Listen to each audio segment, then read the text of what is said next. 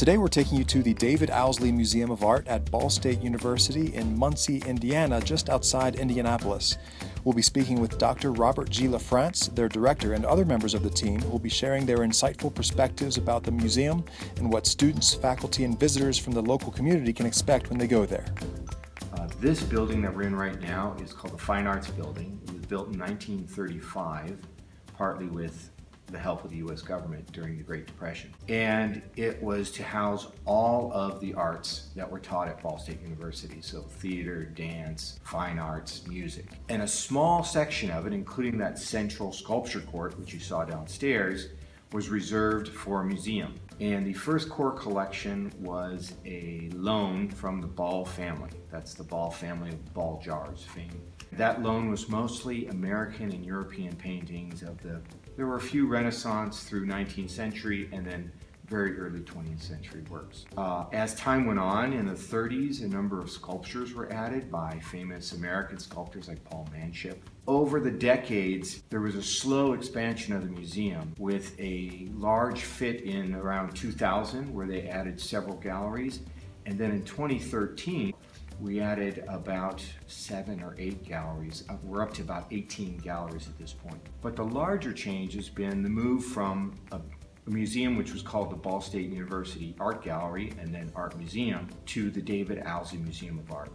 And that change happened in 2011. And that's because David Owsley is now one of the major patrons of the museum. He's a scion of the Ball family. He's the grandson of Frank C. Ball. Since the 1950s and 60s, he's been giving works of art slowly to the museum. But now in the last decade, he's given several thousands of works of art, and that prompted the university to rename the museum after him.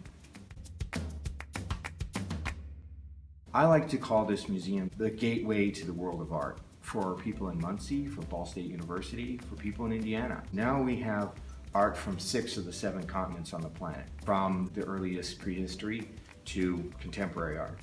We decided that we can be one of the few places that offers students a real global experience in terms of civilization, art, knowledge. We have a great deal of Hindu and Buddhist art here. We work with the School of Art at the Ball State University, but we also work with history of religions, history, foreign language students. We have hundreds and even thousands of English students that come through every year. They use the art to inspire them to write, for everything from poetry to research papers. We have a budding art history program, of course, but also the students in the College of Architecture and Planning come here to learn how to draw. So we offer something for nearly every department on campus.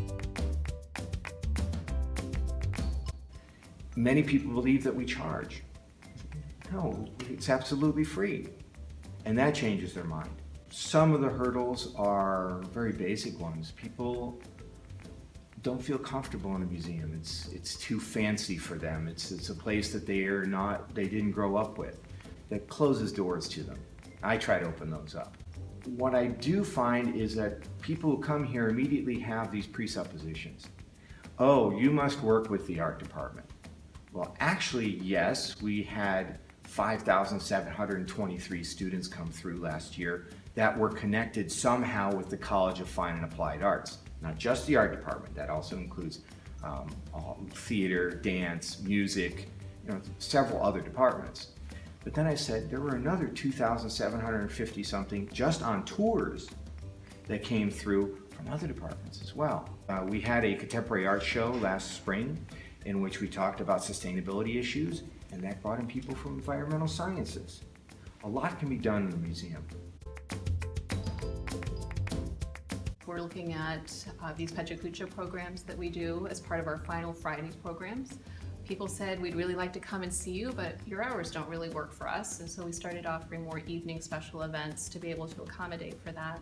The Pecha Kucha talks keep things lively, and we get a lot of people in who really emphasize what's creative and cool about Muncie. Last month we had a lady talking about her work with Day of the Dead projects, but what she'd like to see happen here in Muncie. And that got people really excited, and so next week we're going to have skull making, and adults want to do things that are kind of fun and different as well, and that certainly falls into that category. I think one of the great things about being an academic museum or a museum on campus is that we're all about how do we get the most people into the museum, and one of the ways that we can do that is by keeping it free. Now, maybe what's different about us as an academic museum is that we are really focused on also being a community museum, not just a campus museum. And the reason is that there's no other museum in East Central Indiana of this kind of encyclopedic nature that would allow you to come here and learn about 5,000 years of the history of art, or learn about whatever you're interested in through art, not just all about art, but through art. If I had gone to school and learned about biology or chemistry or whatever the case might be, and art had been used to teach me, I know I would have been better at science. Fortunately, I'm really interested in science, but it's not my forte. So I think people like me and others will really benefit from these kinds of multidisciplinary tours, interdisciplinary tours, and the more that we can show people that art is not in a vacuum, it relates to all these other areas, and that artists know about many other subjects besides art in order to be good artists is really important.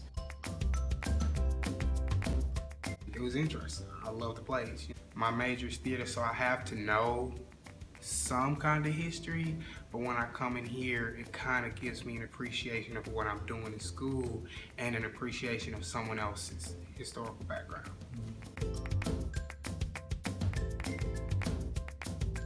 Yeah, I do play the video games sometimes and the movies and all that stuff, but sometimes I want something that stimulates my mind, because if you don't know something, then why is it that you don't know?